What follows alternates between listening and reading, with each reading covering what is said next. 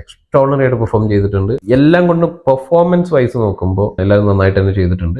മൊത്തത്തിൽ നമുക്ക് പറയുകയാണെന്നുണ്ടെങ്കിൽ അത്ര സാറ്റിസ്ഫൈഡ് അല്ല, ഒരു എക്സ്ട്രോണറി പടം എന്ന് പറയാൻ പറ്റില്ല. അപ്പോൾ സെക്കൻഡ് ഹാഫ് കുറച്ചുകൂടെ നമുക്ക് ഒന്നുകൂടെ ലാഗായിട്ട് തോന്നുന്നുണ്ട്. സ്ക്രിപ്റ്റും അതേപോലെ ഓവറോൾ സ്ക്രീൻ പ്ലേ ഒക്കെ കുറച്ചും കൂടെ ബെറ്റർ ആക്കായിരുന്നു ചെയ്തിട്ടുണ്ട്. പക്ഷെ എന്താ പ്രോബ്ലം എന്ന് വെച്ചാൽ ഈ പടത്തിൽ ആ ക്യാരക്ടർ അങ്ങോട്ട് സ്യൂട്ട് ആവുന്നുണ്ടോ എന്നുള്ളൊരു ഒരു തോന്നൽ എനിക്ക് വന്നു. കാന്ത മൂവി കണ്ടു. ദുൽഖർ സൽമാൻ, റാണ, സമുദ്രക്കനി, ഭാഗ്യശ്രീ ബോസെ എന്നിവർ അഭിനയിച്ച് സെൽവമണി സെൽവരാജ് ഡയറക്ട് ചെയ്തിട്ടുള്ള സിനിമയാണ് കാന്ത. അപ്പോൾ ഈ കാന്ത മൂവിയും അതേപോലെ MK ത്യാഗരാജ ഭാഗവതരും തമ്മിലുള്ള ബന്ധം എന്താന്ന് വെച്ചാൽ, കാന്ത മൂവി ഇയാളുടെ റിയൽ ലൈഫിനെ ആസ്പദമാക്കിയിട്ട് എടുത്ത പടമാണ്. മുഴുവനായിട്ടാണോന്ന് വെച്ചാൽ അല്ല, 50% പുള്ളിയുടെ റിയൽ ലൈഫിലെ ഇൻസിഡൻസ്. അയാള് തമിഴ്നാട്ടിലെ ആദ്യത്തെ സൂപ്പർ സ്റ്റാർ ആണ്. പുള്ളി പണ്ട് നാടകങ്ങളൊക്കെ അഭിനയിച്ച് നടക്കുന്ന സമയത്ത് പുള്ളിയുടെ ആക്ടിങ് സ്കില്ല് കണ്ടിട്ട് പുള്ളിക്ക് സിനിമയിലേക്ക് ചാൻസ് കിട്ടുന്നു. അങ്ങനെ സിനിമയിൽ അഭിനയിക്കുന്നു. ആദ്യത്തെ പടം തൊട്ട് അഭിനയിച്ച എല്ലാ പടങ്ങളും സൂപ്പർ ഹിറ്റ് ആവുന്നു. ഹരിത പറഞ്ഞൊരു പടം റിലീസായിട്ട് 3 വർഷം കണ്ടിന്യൂസ് ആയിട്ട് സൂപ്പർ ഹിറ്റ് ആയിട്ട് ഓടിക്കൊണ്ടിരിക്കുന്നു. ഈ ഹരിദാസ് എന്ന് പറഞ്ഞ പടം റിലീസ് ചെയ്യുന്ന സമയത്ത് ഈ MK ത്യാഗരാജ ഭാഗവതരുടെ മേളിൽ ഒരു കൊലക്കുറ്റത്തിന് ഒരു കേസ് വരുന്നു. അതായത് ഒരു റിപ്പോർട്ടറെ കൊലപ്പെടുത്തി എന്ന് പറഞ്ഞിട്ട് അതിൽ മെയിൻ അക്യൂസ്ഡ് ആയിട്ട് ഇയാളെ അറസ്റ്റ് ചെയ്യുന്നു. അറസ്റ്റ് ചെയ്തിട്ട് അന്നാണെങ്കിൽ ബ്രിട്ടീഷുകാരുടെ ജുഡീഷ്യറിയാണ്. സോ ഇവിടെ ബ്രിട്ടീഷുകാർ ഹാൻഡിൽ ചെയ്യുന്ന സമയത്ത് കുറ്റവാളിയല്ല എന്ന് തെളിയിക്കാനായിട്ട് ഇവർ ലണ്ടനിലൊക്കെ പോയി തെളിയിച്ച് അങ്ങനെ വെറുതെ വിടുന്നു. തിരിച്ചു വന്ന് ഇയാൾ സൂപ്പർ സ്റ്റാർ ആയിട്ട് നിൽക്കുമ്പോഴാണ് ഈ കേസ് വരുന്നത്. കേസ് വന്ന് ഇയാൾ അറസ്റ്റ് ചെയ്യുന്നു.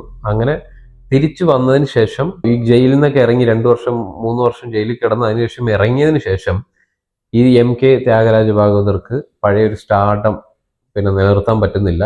പുള്ളി ചെയ്തുകൊണ്ടിരുന്ന ആ ഒരു മെത്തേഡ് ഓഫ് ആക്ടിങ് അന്നത്തെ കാലത്ത് എന്ന് പറഞ്ഞാൽ ഡയലോഗ്സ് അല്ല, ഡയലോഗ്സ് പാട്ടായിട്ടാണ് പറയുക, പാട്ടായിട്ടാണ് പെർഫോം ചെയ്യുക. അതായത് നാടകം, കൈൻഡ് ഓഫ് നാടകം പരിപാടിയാണെന്ന് ചെയ്തുകൊണ്ടിരുന്നത്. സോ അയാളുടെ ആദ്യത്തെ സിനിമയിൽ തന്നെ 52 പാട്ടുണ്ടായിരുന്നു. 52 പാട്ട് എന്ന് പറയുമ്പോൾ full length 5 minute 4 minute പാട്ടല്ല.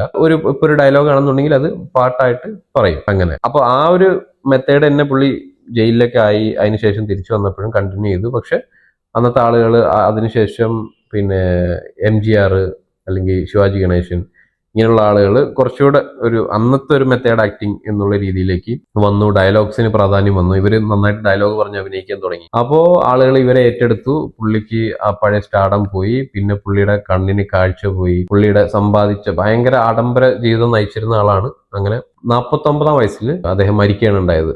Cinema തുടങ്ങുന്നു. ഒരു സ്ലോ പേസിലാണ് സിനിമ സ്റ്റാർട്ട് ചെയ്യുന്നത്. സ്ലോ ആയിട്ട് ഇങ്ങനെ നമുക്കൊരു ലാഗ് ഒക്കെ അനുഭവപ്പെടുന്നുണ്ട്. സിനിമ അത്ര എൻഗേജിങ് ആണെന്ന് വെച്ചാൽ അല്ല, അങ്ങനെ സ്ലോ പേസിൽ തുടങ്ങുന്നു.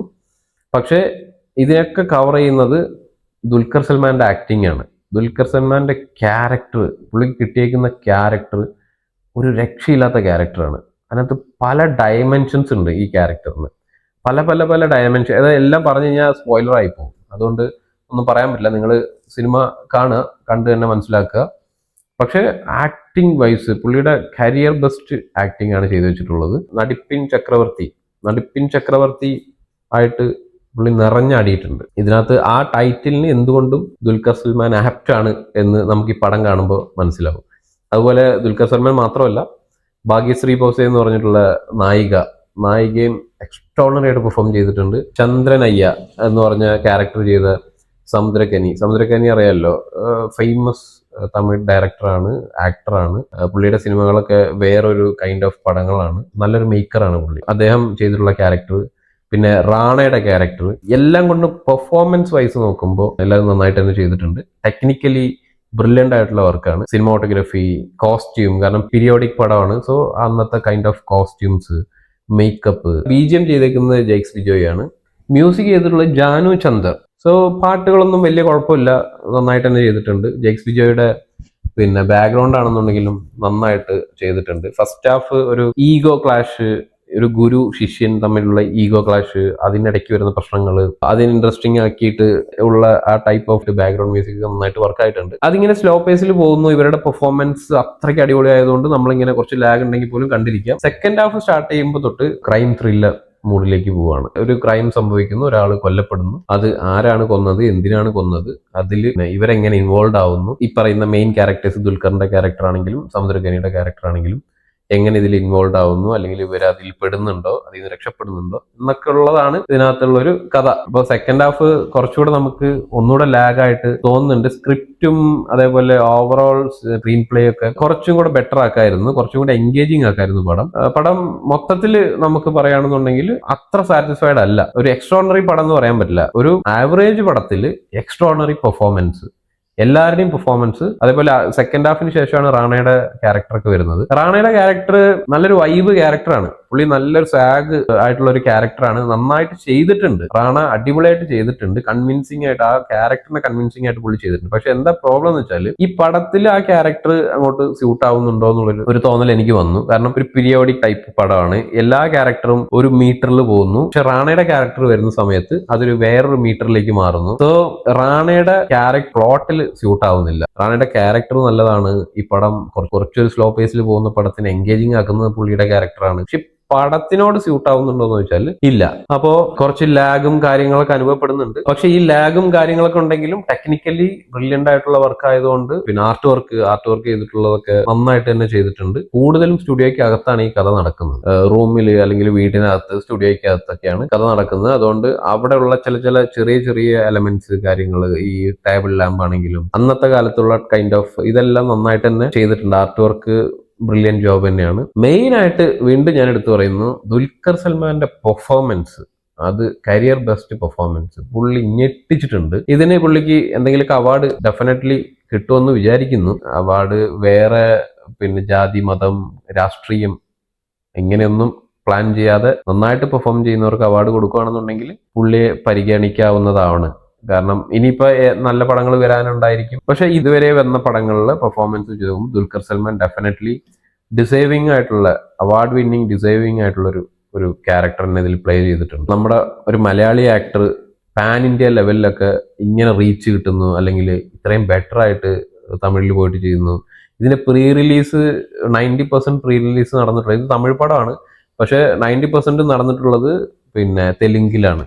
സോ തെലുങ്കിൽ കിട്ടുന്ന അക്സെപ്റ്റൻസ്, ഹിന്ദിയിൽ, Kannada, actually pan Indian actor തന്നെയാണ് ദുൽഖർ സൽമാൻ. അത് ചുമ്മാ ഉണ്ടായതല്ല, പുള്ളിയുടെ ബാപ്പ ഉണ്ടാക്കി കൊടുത്തതും അല്ല. അതൊരു പ്രിവിലേജ് ഉണ്ടായിട്ടുണ്ട്. പക്ഷെ എന്നാൽ പോലും പുള്ളി കഷ്ടപ്പെട്ട് ഉണ്ടാക്കിയെടുത്ത് തന്നെയാണ്.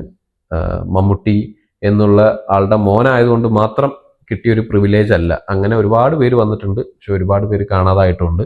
ദുൽഖർ ഇത്ര നന്നായിട്ട് ഇവിടെ നിന്ന് പോകുന്നുണ്ടെങ്കിൽ അത് പുള്ളിയുടെ ഹാർഡ് വർക്കും സ്ക്രിപ്റ്റ് സെലക്ഷനും, പിന്നെ ഒരു സിനിമ അനൗൺസ് ചെയ്ത് കഴിഞ്ഞ അതിന്റെ സിനിമയുടെ മാർക്കറ്റിംഗ് ടൈമിലൊക്കെ പുള്ളി, നമ്മൾ വിചാരിക്കും പുള്ളി ഒന്നും ചെയ്യുന്നില്ല എന്നൊക്കെ വിചാരിക്കും. പക്ഷെ പുള്ളിയുടെ ചില ന്യൂആൻസ് ആയിട്ടുള്ള ചില പിന്നെ ഇന്റർവ്യൂസിലാണെന്നുണ്ടെങ്കിൽ ചെറിയ കാര്യങ്ങൾ പുള്ളി പറഞ്ഞു പോകും.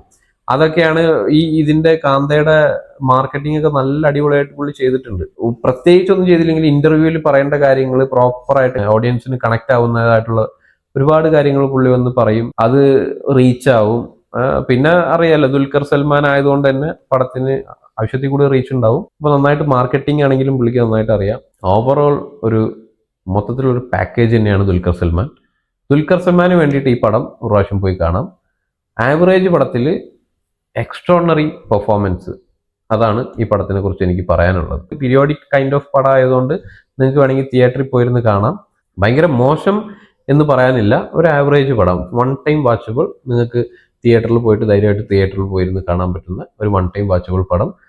2.5 മണിക്കൂറുണ്ട് പടം. അത് കുറച്ചൊന്ന് വെട്ടിച്ചുരുക്കായിരുന്നു. 2 മണിക്കൂറൊക്കെ ആയിരുന്നെങ്കിൽ, അല്ലെങ്കിൽ ഒരു 2 മണിക്കൂറൊക്കെ ആയിരുന്നെങ്കിൽ കുറച്ചും കൂടെ ബെറ്റർ ആയേനെ എനിക്ക് തോന്നി. സോ ഇതാണ് എൻ്റെ അഭിപ്രായം. അപ്പോൾ പടം കണ്ടിട്ട് നിങ്ങളുടെ അഭിപ്രായം കമൻറ്റ് ചെയ്യുക. ബൈ.